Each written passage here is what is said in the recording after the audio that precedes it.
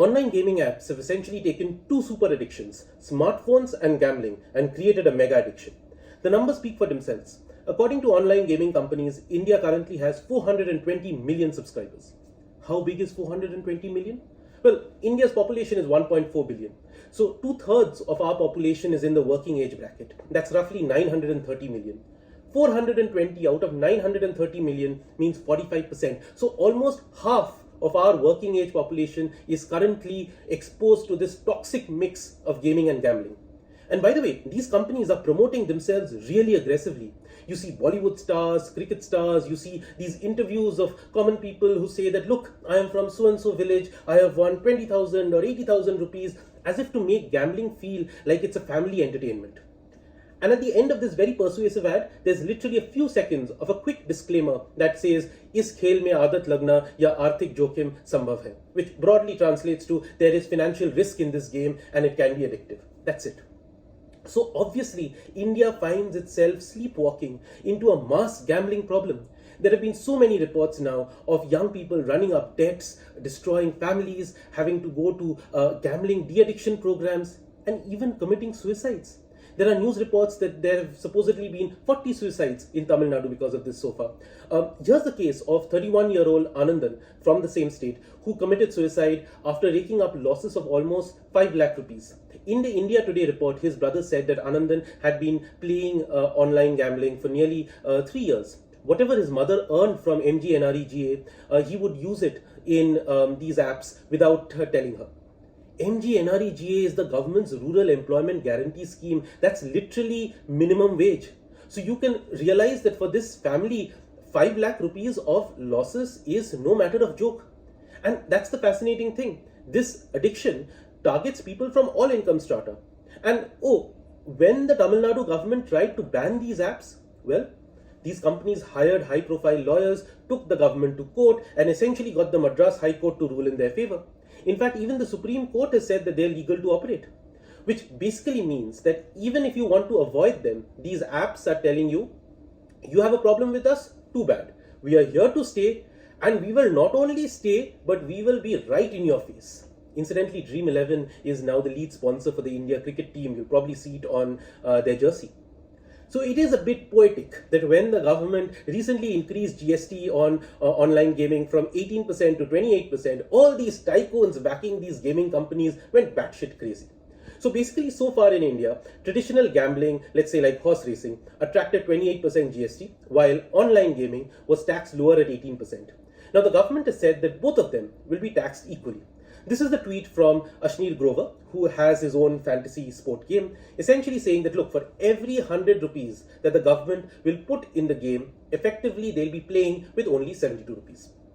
Now, at the heart of this issue is the difference between what is a game of skill versus a game of chance. And here's Mr. Grover explaining the issue himself. First of all, you have clubbed online gaming with gambling and horse racing, right? Which is not true. That's not the view of the Supreme Court of India. Supreme Court of India has also differentiated it as a game of skill. So evidently playing poker or selecting a cricket team involves some skill, and so is different from, let's say, horse racing or lottery. But what Mr. Grover conveniently skips out is that the line between a game of skill and a game of chance very often gets blurred. Look, I am not a lawyer, but just as a layman, if you have made it so easy for people to bet money on something, where the barriers to entry are so low that it becomes an addiction, try telling the families of people wrecked by online gambling that, no, don't worry, you've lost all your life savings, not on a game of chance, but on a game of skill. So basically the government has come and said, look, we don't care if you call yourself a game of skill, game of chance. If you are wagering money on something, it will attract the highest tax slab in the country. And it's really interesting that the same gaming companies that have so far wanted to desperately show that they aren't really in the gambling business, in their open letter to the government complaining about the GST hike, have said that, look, offshore gambling sites will be unintended beneficiaries of this move. So till now you're saying that you're not gambling.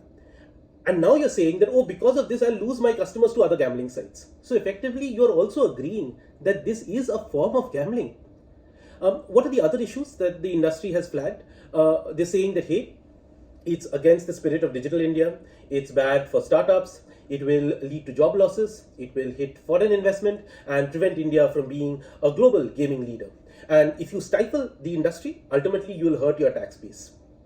Now, let's look at these points a bit more closely.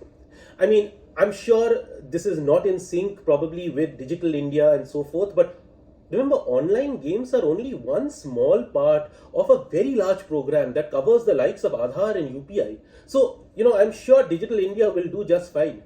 Yes, there could be some job losses, but most of these people are doing engineering, marketing, designing, research.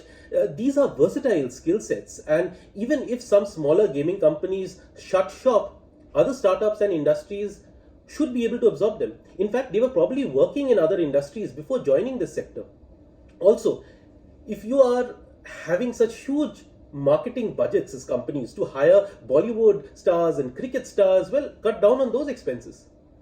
Will it hit foreign investment? Of course it will. FDI that has come into this country attracted to our 420 million and counting users didn't expect this GST increase. And yes, if your aim is to make India into the world's largest online Las Vegas or Macau, sure, that will take a hit. But the tax argument, I don't think the gaming companies still get it. See, this is what in economics we call a sin tax, which is the use of taxation to discourage certain human behavior. I mean, look at the other things in the 28% GST bracket. Cigarettes, pan masala, soft drinks, gambling, and goods that the government deems as luxury items like 5-star services, luxury cars, SUVs, etc. So they're essentially taxing, one, the rich, and two, taxing things that are not illegal but you want people to avoid. But there is a silver lining for gaming companies. That's because sometimes sin taxes just don't work. People are still smoking cigarettes, still having soft drinks, liquor is taxed a lot by states, still people are drinking. This is what in economics we like to call inelastic demand. You can increase the prices as much as you like, but some people who are hooked will remain hooked. So it's a win-win for companies and the government. Companies still have their market, government get more taxes. The only loser is going to be the user. So people who have a gambling addiction will still gamble on these online sites because of that thrill. But what this will crucially do is reduce the incentive for new users, people who are just looking to try it out, maybe for entertainment or maybe as a new income source. It will deter the millions of new users that these companies were looking to target. For more such insights, like, share, and subscribe to the Bond Economist.